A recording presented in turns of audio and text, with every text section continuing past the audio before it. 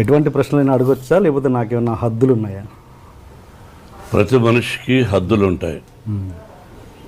మనిషి స్వేచ్ఛా శాపగ్రస్తుడు. బర్డ్స్ లాగా మనం బిహేవ్ చేయలేం. ఓకే, అడుగు.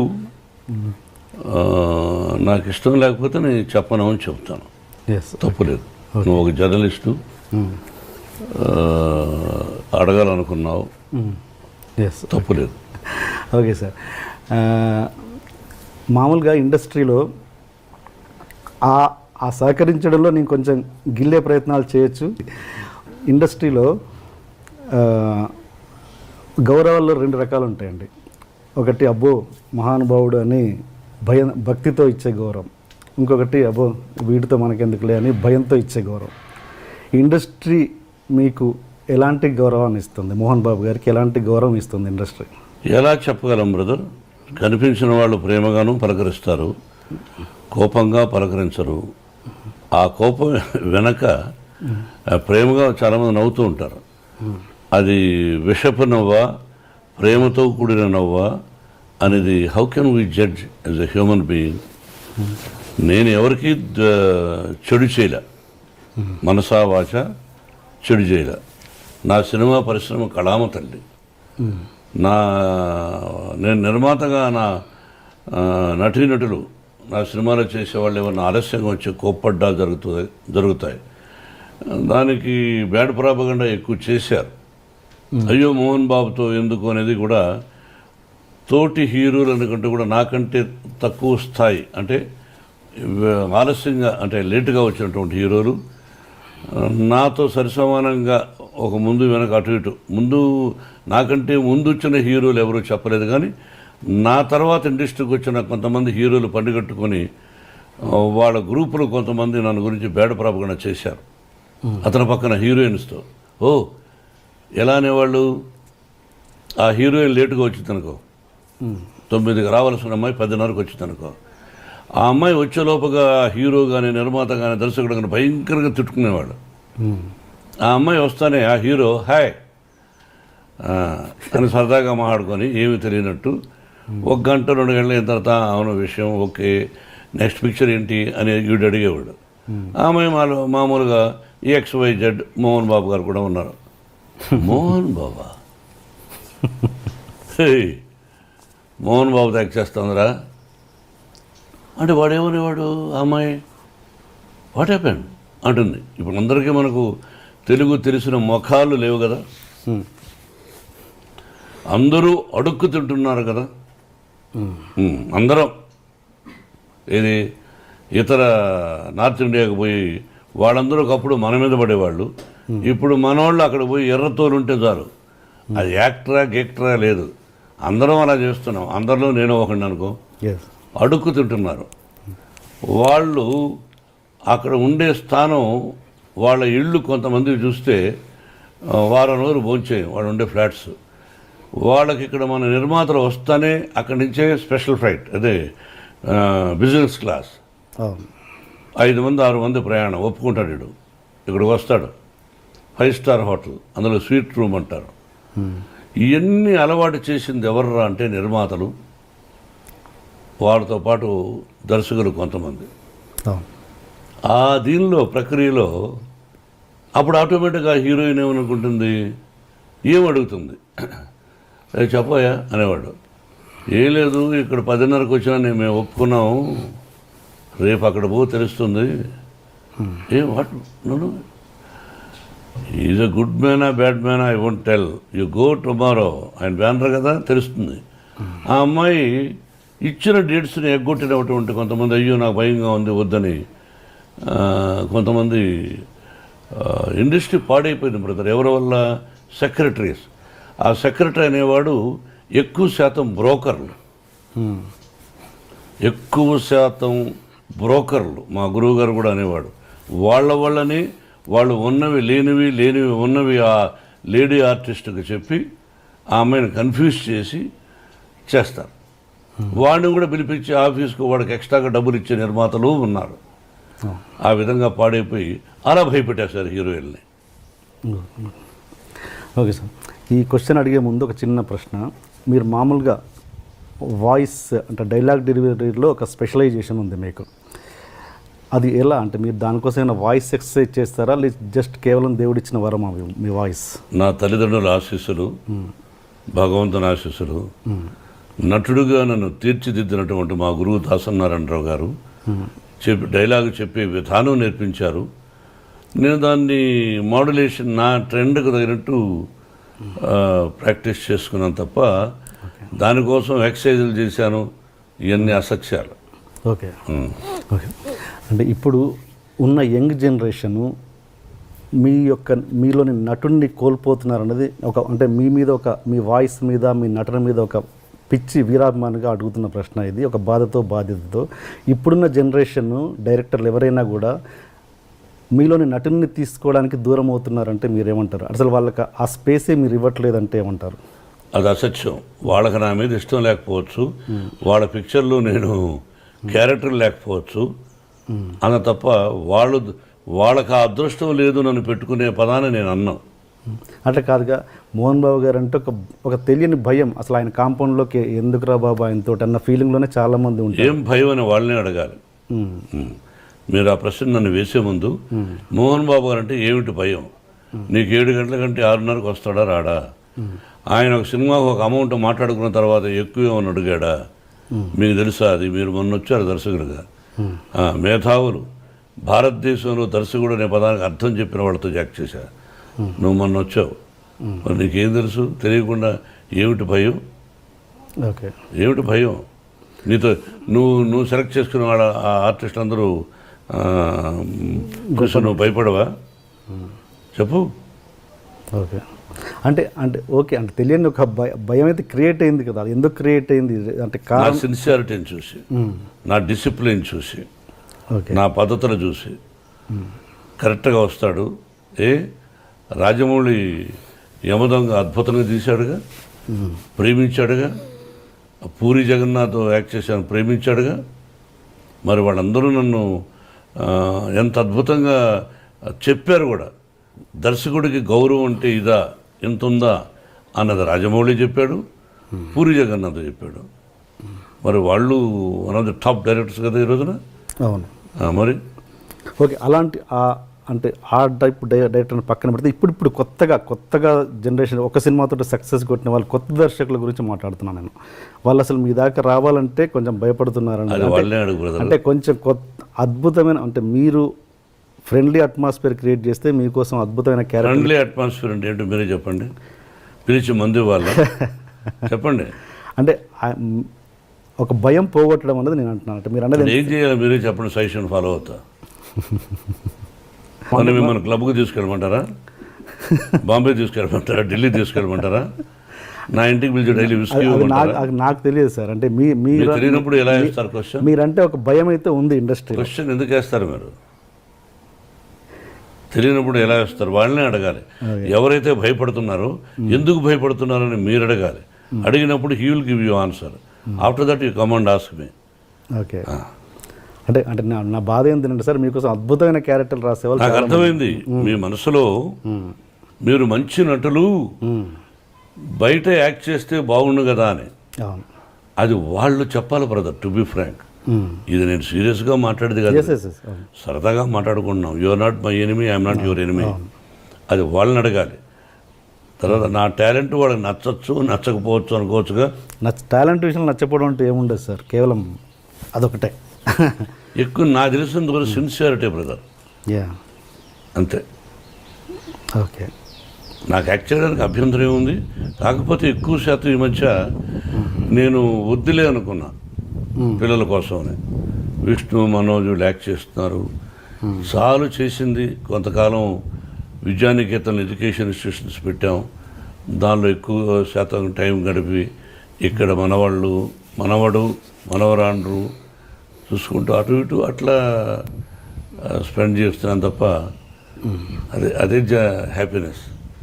ఓకే, అందుకే సంవత్సరానికి ఒక సినిమా చాలని అనుకున్నా. ఓకే, మీరు పూరి జగన్నాథ్ గారితో చేస్తున్నప్పుడు మీ వర్క్ రిలేషన్ ఎలా ఉంది సార్? I like him. ఎక్కడ బాగుంది. ఓకే, అంటే మీరు కొంతమంది దర్శకుల విషయంలో కొంచెం హార్ష్గా బిహేవ్ చేశారన్నది ఎంతవరకు వాస్తవం? ఒక దర్శకుడు పేరు చెప్పండి. డైరెక్టర్ సూర్యకిరణ్ని మీరు చేసుకున్నారన్నది ఎంత? ఈ రోజున సూర్యకిరణ్ ఆ విధంగా చెబితే మీకు నా యావదాస్తిని మీకు ఇచ్చేస్తా, ఓకే యావదాస్తిని మీకు ఇచ్చేస్తా ఈ రోజుకి అతను చెప్పిన ఓకే డన్. రాసేస్తా ఎంటీ పేపర్ మీద. మామూలుగా మీకు ఇన్ని క్రాఫ్ట్స్ మీద కమాండ్ ఉంది కదా, నాకు తెలిసి మీరు ఒక గొప్ప నటులు, అండ్ స్క్రిప్ట్ మీద కమాండ్ ఉంది, ఫైట్స్ మీద కమాండ్ ఉంది, అన్నిటి మీద ఎక్కువ కమాండ్ ఉంది. బట్ మీరు డైరెక్షన్ చేయాలని మీరు ఎందుకు అనుకోలేదు ఇప్పుడు? అంటే చాలామంది సెలబ్రిటీస్ కంటే మీరు అర్హులు. అన్నిటి మీద కమాండ్ ఉంది, 24 క్రాఫ్ట్స్ నాకు తెలుసు అనడం అవివేకం, మూర్ఖత్వం. తెలుసుంటే నేను ఫెయిల్యూర్స్ ఎందుకు తీశాను, ఫెయిల్యూర్స్ ఎందుకు వచ్చాయి తీశానని చెప్పను. ఎందుకు వచ్చాయి ఫెయిల్యూర్స్? అలా చెప్తే ఎవరు పూర్తి కమాండ్ ఎవరికీ ఉండదు అండి. మా గురువు గారు కూడా అది 24 క్రాఫ్ట్స్ ఆయన హెల్ప్ చేశాడు, ఓకే గౌరవించాడు, అట్లా వెనకేసుకొచ్చేవాడు. అన్నీ తెలుసు అని అన్నాను, తెలుసు కొంత భాగం వరకు బాగా తెలుసు, కానీ సక్సెస్ అనేది మన చేతుల్లో ఉండదు. ఒకటి దర్శకుడిగా చాలా కష్టం బ్రదర్.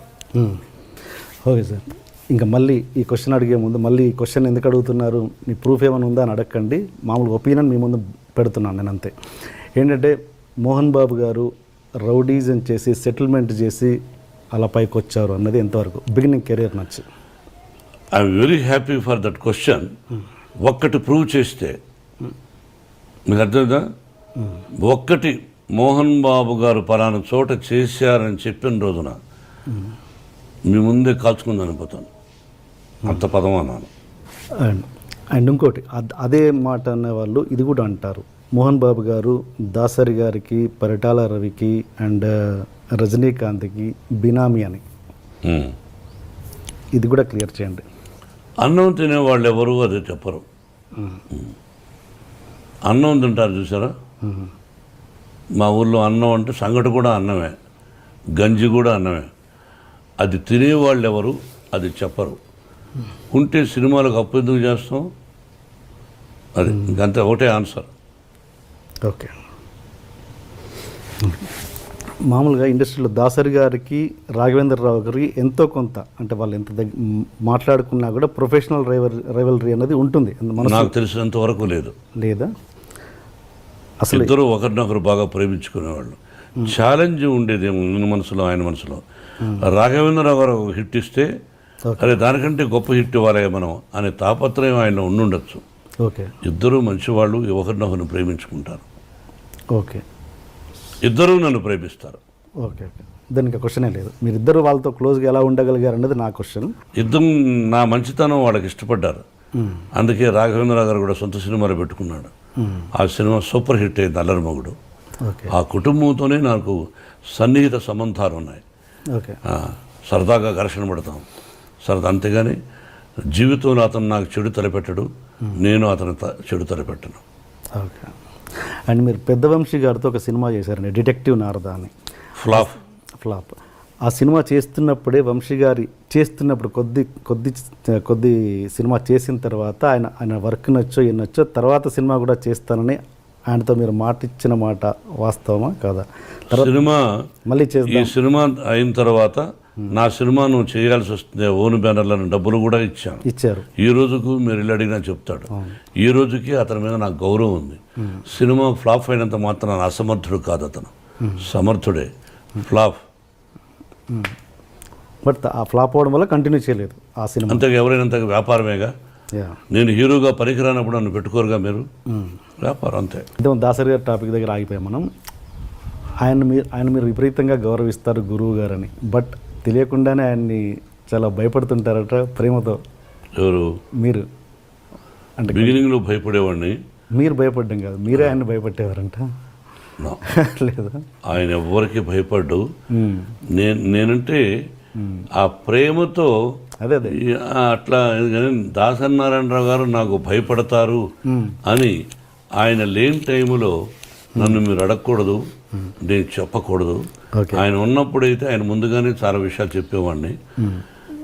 ఆయన నాకు భయపడతారనే పదాన్ని ఇప్పుడు చెప్పకూడదు.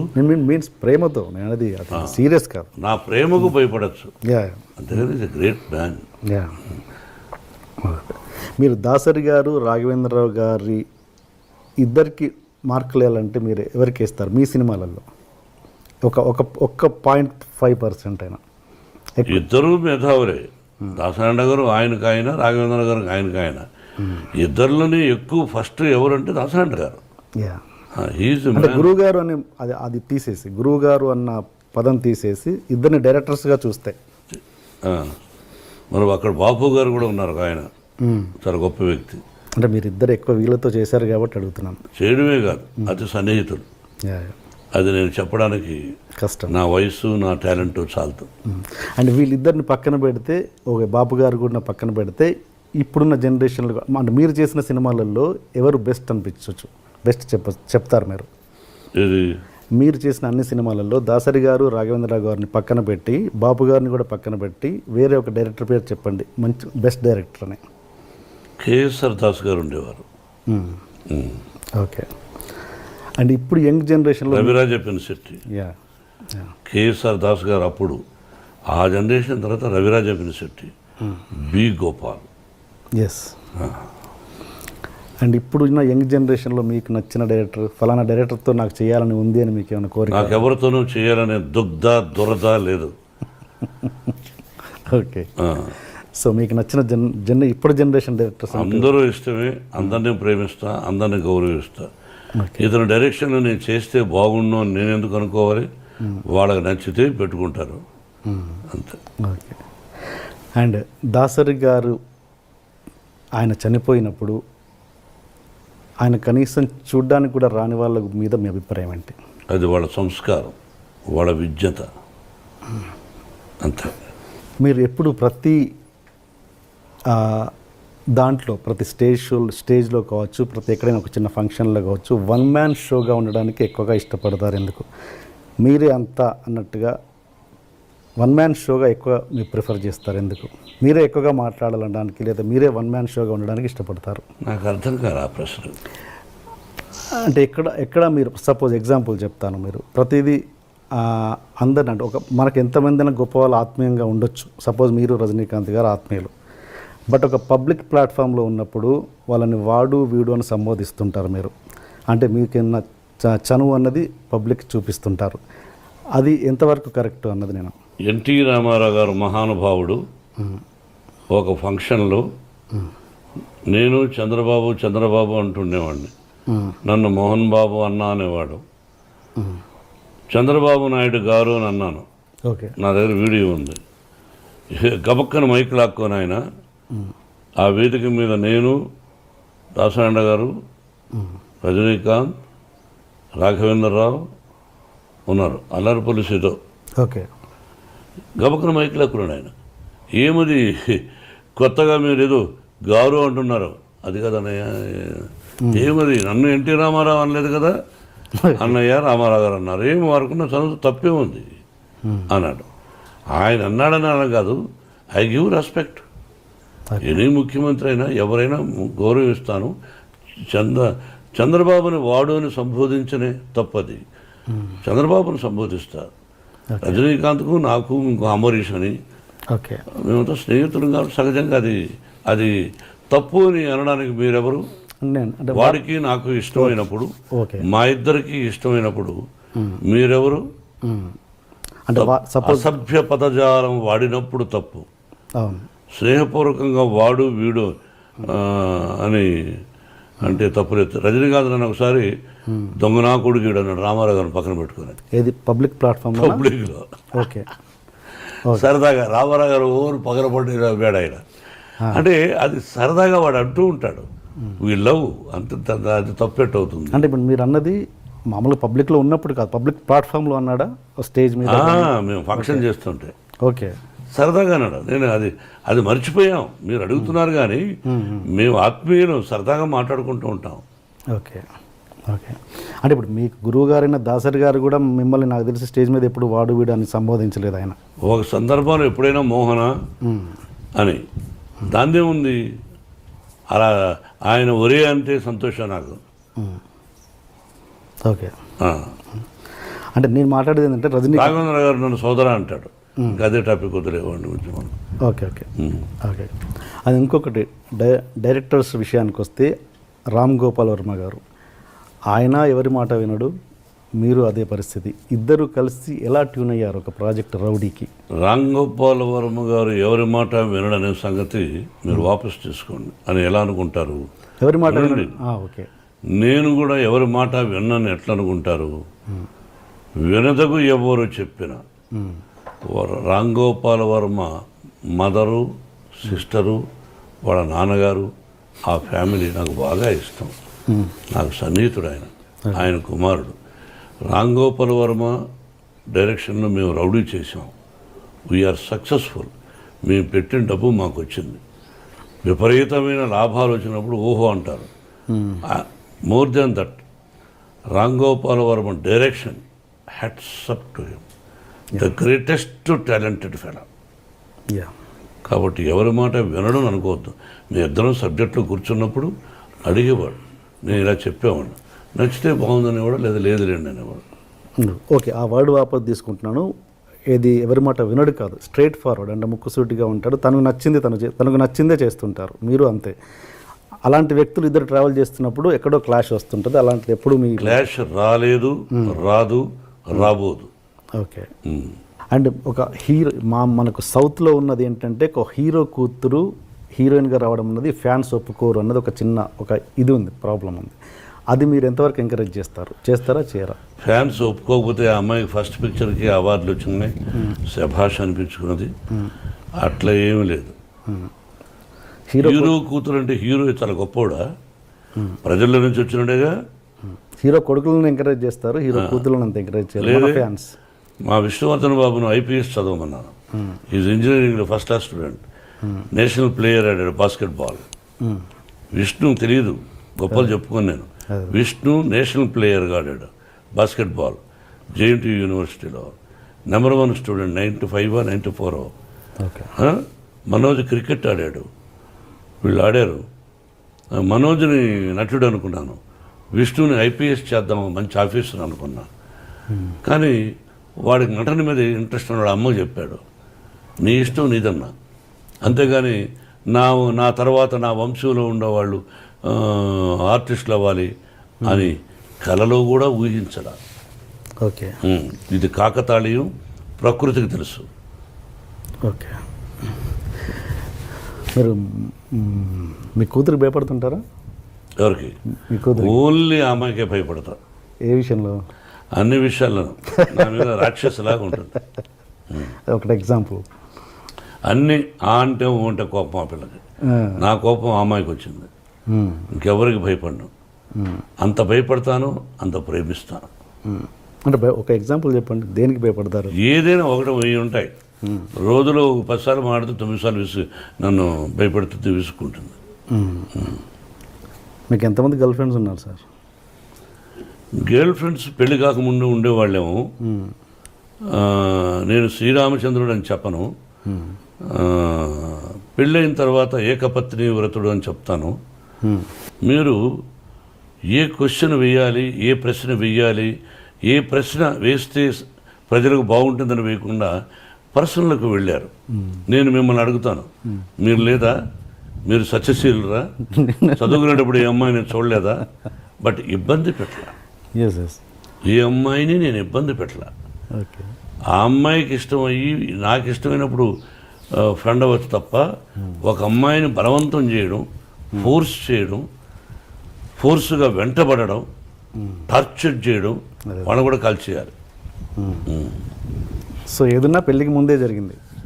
పెళ్ళైనా జరగలేదు, మళ్ళీ వేస్తున్నారు. తలకేస్తే ఈ మధ్యనే ఒక అతను అడిగేశాడు, తలకేస్తే మనకేస్తే తలకని. పర్సనల్గా డీప్గా ఉండేవాడు మీరు చెప్పగలరా? ఒక పత్రికాధిపతి అనవచ్చు, మీరు ఒక టీవీ అధినేతగా ఉండొచ్చు, మీ ఛానల్కి మీరు అధినేతగా ఉండొచ్చు. మిమ్మల్ని కూడా నేను ఇంటర్వ్యూ చేస్తాను, దిమ్మ తిరిగి మళ్ళా భోజనం కూడా చేయలేరు. తర్వాత మీ ఇంటికి మీ వైఫ్ కూడా రానివ్వదు. అలా అడగగలను నేను. మరి మీరు మమ్మల్ని వేస్తారు, మేము మిమ్మల్ని వేయకూడదు. మీరేమైనా దేవుళ్ళా? ఏం కాదు. మీరేమి ఇలా వేయచ్చు అంటే మీరు సత్యశీలురా, శ్రీరామచంద్రుడా, సత్యహరిశ్చంద్రుడా? కాదు, మీకు కూడా ఎన్నో ఉన్నాయి. మేము ఏనుకో ఖాళీగా దొరుకుతామని ఖాళీగా లేవు. నటులు ఖాళీగా ఉండడు. ఏదో వేద్దాం, ఒక సంచలనం క్రియేట్ చేద్దాం, అదే టీవీలో 20 సార్లు వేద్దాం అని మీ ప్రశ్న అది.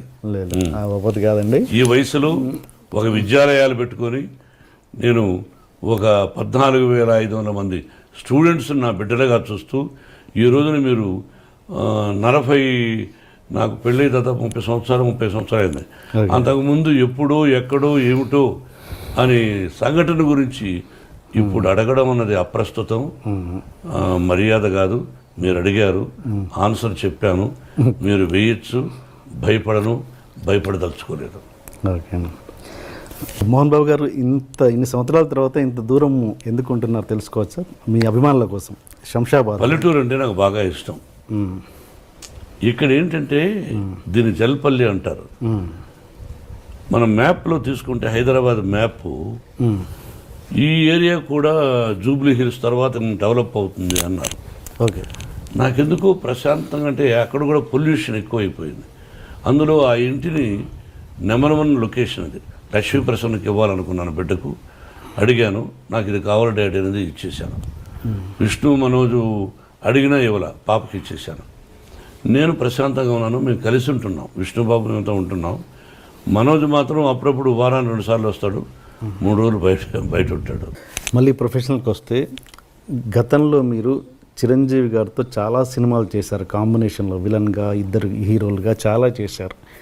విలన్గా చేశాను, 2 హీరోలుగా కూడా చేశాను. మీరు లాస్ట్ సినిమా నాకు తెలిసినంత వరకు కొదమసింహం అనుకుంటాను, అంతేనా? దాని తర్వాత నాకు గుర్తులే. పట్టణం వచ్చిన పతివతలు చేసాం, రంగా చేసాం, చక్రవర్తి చేసాం. దాని తర్వాత కొదమసింహం ఏమో గుర్తులే. కొదమసింహం లాస్ట్ చివరి సినిమా. ఏదైనా ప్రత్యేకమైన కారణాలు ఉన్నాయా మీరు మళ్ళీ చేయకపోవడానికి? చిరంజీవి అడిగితే ఇప్పుడు చేస్తారు. సైరాలో చేస్తారా అడిగితే? ఎందుకు చేయను? అంతేనా? ఓకే. చేయదని ఎవరికైనా చెప్పానా? అదేగా. అంటే ఏదైనా కారణాలు ఉన్నాయా గ్యాప్ రావడానికి అని? నిజమైన కారణాలు నాకు తెలిసిలేవు, అతనికి లేవు అని నేను అనుకుంటాను. వంశపారపర్యంగా ఎవరు మీ ఇదనుకుంటున్నారు? మీ ఏమంటారు, మంచు లక్ష్మి గారా, మన ఎవరు, మనోజ్ అండ్ విష్ణు, ముగ్గురిట్లలో ఎవరు మీ కెరియర్ని కొనసాగిస్తారు? అంటే మీన్స్ యాక్టింగ్ కెరియర్. సారీ, అడగాలి. మీరు యాక్టింగ్ కెరియర్, కుటుంబ పరంగా మీ కుటుంబ acting career. I'm talking about acting career. కొంతమంది ఏం చేస్తున్నారంటే వంశం అన్నా అనుకోండి, వాళ్ళు వేరే విధంగా అంటున్నారు. ఓహో, ఈయన వంశం ఏమిటి అని. అంటే మా నాన్నగారు టీచరు, మా తాతగారు మామూలు ఇదిగా ఉండేవారు, నేను భక్తవత్సల నాయుడుగా మామూలుగా ఉండేవాడిని. ఏ విషయం మేమేమో రాజులం కాదు, రాజవంశం అని చెప్పుకోవడానికి కష్టపడి వచ్చిన వాడం, మధ్యతరగతి కుటుంబం వాడం. కుటుంబంలో మీరేమన్నారు? కుటుంబంలో యాక్టింగ్ కెరియర్, మీ యాక్టింగ్, నేను టాకింగ్ అబౌట్ యాక్టింగ్ కెరియర్. మన చేతుల్లో ఏమీ లేదు బ్రదర్. వాళ్ళ ఇక్కడ సినిమా రంగం అనేది అదృష్టంతో కూడా కూడుకున్న పని. వాళ్ళు యాక్టింగ్ పనికొస్తారా పనికిరారా అని అడిగారు అనుకో డైరెక్ట్గా. నా బిడ్డలు 3 అత్యద్భుతమైన నటులు, ఏ పాత్రనైనా అవలీలగా పోషించగలిగినటువంటి నటులు. సక్సెస్ ఫెయిల్యూర్స్ అనేది కామన్. వాళ్ళు సక్సెస్ఫుల్ ఆర్టిస్టులు, ప్రజల చేత శభాష్ అనిపించుకున్న వాళ్ళు. కాబట్టి వాళ్ళు మంచి కథలు వినుకున్నా అదృష్టవశాత్తు కొన్ని అటు ఇటు అవుతాయి, కొన్ని హిట్ అవుతాయి. It is not in our hands. I wish 3 ఈ రంగంలో రాణించాలని, ఇదే రంగంతో పాటు ఇంకేదైనా వ్యాపారం చేసుకోవాలని కోరుకుంటున్నాను. మీరు మంచు లక్ష్మి గారు కలిసి యాక్ట్ చేసే సందర్భం ఇప్పుడు రావచ్చా? మీరు కథ తీసుకురండి, చేస్తాను. అలాంటి ఉద్దేశాలు చెప్పారుగా, మంచి కథ తండ్రి చేస్తాను. ఆ అమ్మాయికి ఒక పొగరుంది నా ముందు, నేను చాలా గొప్ప నటిని. నాకు ఇంకా అహంకారమా పొగర రకరకాలుగా ఉంది. నా ఎదురుగా ఎవరినో యాక్ట్ చేస్తే వాళ్ళకంటే నేను శభాష్ అనిపించుకోవాలి, నేను శభాష్ అనిపించుకోవాలి సినిమా చూసి అనే పొగరు నాకు ఉంది. సినిమా ఎవరైనా కథ తయారు చేసుకోవడం చేద్దాం. ఆ అమ్మాయిని ఏ సీన్లో కనిపించలేకుండా చేస్తాను. ఓకే. ఓకే. నటుడుగా. అదే. అండ్ ఇంకా మీరు ఈ కమర్షియల్ ఎలిమెంట్స్ పక్కన పెట్టి లైక్ మీరు బాలీవుడ్లో దంగల్ లాంటి సినిమాలు, అలాంటి సినిమా దంగల్ అమీర్ ఖాన్ చేశాడే దంగల్ అంటే అమ్మాయితో అమ్మాయిలు పైకి రావడం, కుస్తీ యా అలాంటి అంటే ఎలాంటి కమర్షియల్ ఎలిమెంట్స్ లేకుండా ఈ పాటలు ఫైట్లు ఇలాంటివి లేకుండా మీలాంటి నటులే చేయగలరు కదా అద్భుతమైన నటన. అలాంటివి ఎందుకు చేయలేకపోతున్నారు మన హీరోలు? తీయాలని మన హీరో ఇతరుల గురించి నేను మాట్లాడను. నేను తీయాలని కోరుకుంది. ఈ మధ్య నాకు 2-3 ఫెయిల్యూర్స్ వచ్చాయి, అందుకని డబ్బు పోగొట్టుకున్నాను. ఇప్పుడు ఈ సినిమా గాయత్రి హిట్ అయింది అనుకోండి, ఆ టైప్ ఆఫ్ కథ ఎవరిని తెచ్చారనుకోండి, అది ప్రాక్టికల్. కొంతమంది ధైర్యం చేస్తారు, నేను కొన్ని సినిమాలు ధైర్యం చేశాను. మీకు అర్థమైందా? కాబట్టి ధైర్యే సాహసే లక్ష్మి అంటే ఇక్కడ లక్ష్మి ఉండాలి. ధైర్యే సాహసే లక్ష్మి అన్నారు అంటే లక్ష్మి ఉంటేనే ధైర్యం వస్తుంది. అదే నీకు అర్థం కదా? అటువంటి చేయడానికి నాకు అభ్యంతరం లేదు. అండ్ ఇంకొకటి, ఇప్పుడు అవార్డ్స్ అనేవి డివైడ్ అయ్యాయి తెలంగాణ ఆంధ్రాకి, అది ఎంతవరకు కరెక్ట్? 2 రాష్ట్రాలు విడిపోయినప్పుడు 2 రాష్ట్రాల ముఖ్యమంత్రులు అలా డివైడ్గా పెట్టుకోవడంలో తప్పు లేదు, తప్పే కాదు అది. తెలంగాణ రాష్ట్రానికి ఒక అవార్డు అని, వాళ్ళకు ఒక సింబల్ అని, ఆంధ్ర రాష్ట్రానికి ఒక సింబల్ అని అలా పెట్టుకొని చేసుకుంటే అది తప్పు కాదు. బట్ ఇందులో తెలంగాణ వాళ్ళే ఉండాలనా, ఇందులో ఆంధ్ర వాళ్ళే ఉండాలనా, లేదా మొత్తం కలకి డివైడ్ చేసి ఇస్తారని? అది వాళ్ళ ఇష్టం, అది ముఖ్యమంత్రుల ఇష్టం. అది మిక్స్డ్ చేసినప్పుడు 2 ఎందుకన్నది అది ముఖ్యమంత్రులను అడగాల అలా జరిగిన. Okay sir. And Chandrababu Naidu గారి నుంచి ఒక కొత్త విషయం తెలిసింది. మీరు ఒక ఫంక్షన్లో ఏదో చంద్రబాబు నాయుడు గారితో డాన్స్ చేయించారంటే, అది ఇప్పటికీ వీడియో ఎక్కడా లీక్ లేదు, చేయించారా? అది ఎవరిదో నిశ్చయితాంబరం, అప్పుడు అందరూ డ్యాన్స్ చేస్తున్నారు, ఎవరితో గుర్తులే.